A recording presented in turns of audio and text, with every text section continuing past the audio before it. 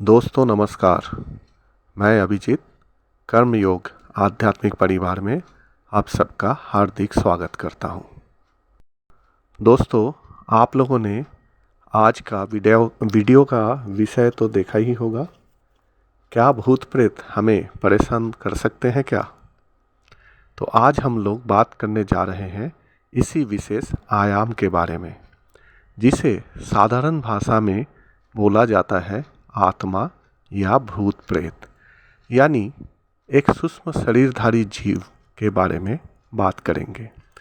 सूक्ष्म शरीर, मन और जीवात्मा एक साथ अवस्थान करते हैं, अतः इस आयाम में विचरण करने वाले जीव को हम जीवात्मा या जीव कह सकते हैं।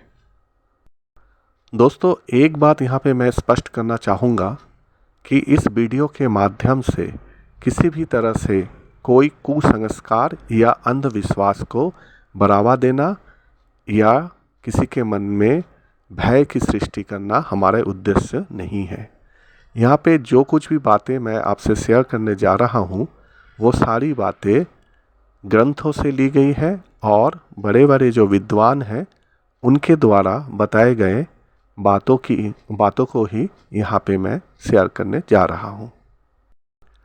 स्थूल शरीर को छोड़ने के बाद उस दूसरे आयाम तक जाने का जो प्रक्रिया है या समय है, उसे हमें थोड़ा समझना होगा। देखिए, जैसे हमारा जन्म का जो प्रक्रिया है वो एक दिन में पूरा नहीं होता है। उस प्रक्रिया को संपूर्ण होने में 9 से 9.5 महीने का वक्त लग जाता है। ठीक उसी प्रकार से मृत्यु को भी एकाएक नहीं हो जाता है। हमारा दिमाग काम करना बंद करते ही डॉक्टर कह देते हैं कि शरीर की मृत्यु हो चुकी है, परंतु प्राणवायु को शरीर छोड़ने में कई दिन तक लग सकता है, क्योंकि प्राण के कई स्वरूप हैं।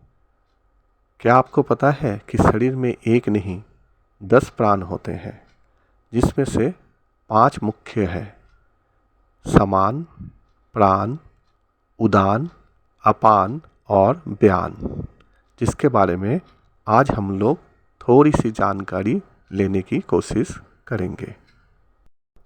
समान, इस प्राणवायु का काम शरीर में निर्मित होने वाले विभिन्न रसों को सही स्थान पर ले जाना है। यह पाचन रस समेत सभी आवश्यक तरल पदार्थों को सही स्थान पर ले जाने और वितरित करने का काम करता है। समान प्राण के द्वारा ही शरीर की ऊर्जा और उसकी सक्रियता ज्वलनशील स्थिति में रहती है। मृत्यु के समय यही प्राण एक एक करके शरीर को छोड़ जाते हैं। मृत्यु के बाद समान प्राणवायु लगभग 21 से 24 मिनट में शरीर को छोड़ देता है, जिससे शरीर धीरे धीरे ठंडा पड़ने लगता है। इसके बाद है प्राण। प्राण का काम शरीर के लिए साफ स्वच्छ वायु को श्वास के रूप में खींचना है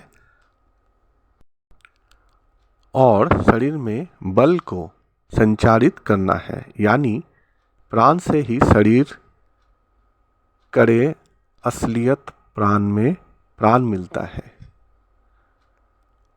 ये प्राणवायु 48 से 64 मिनट में शरीर को छोड़ता है मृत्यु के बाद। उसके बाद आता है उदान। प्राण का ये चौथा प्रकार शरीर को करक बनाए रखने और उठाए रखने का काम करता है, यानी ये आपको खड़े रहने की शक्ति प्रदान करता है। यही प्राणवायु आपको गिरने नहीं देता है।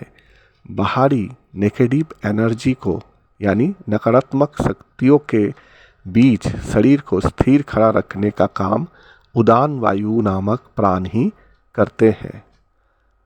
मृत्यु पश्चात 6 से 12 घंटे में शरीर छोड़ देता है ये उदान प्राणवायु। एक कहावत ये भी है कि इस दौरान तांत्रिक क्रिया द्वारा शरीर को दोबारा जीवित किया जा सकता है। अगला है अपान। शरीर में अपान नामक इस प्राण का बहुत ही महत्वपूर्ण योगदान है। अपान शरीर से दूषित पदार्थों को बाहर निष्कासित करने का काम करता है। इस प्राण की क्रियाशीलता की वजह से ही शरीर से मल, मूत्र, कफ, रज, वीर्य आदि का विसर्जन संपन्न होता है। और तो और प्रसव क्रिया में इसी प्राण के माध्यम से ही पूरी होती है। 8 से 18 घंटे में शरीर से ये प्राणवायु मृत्यु पश्चात निकल जाता है।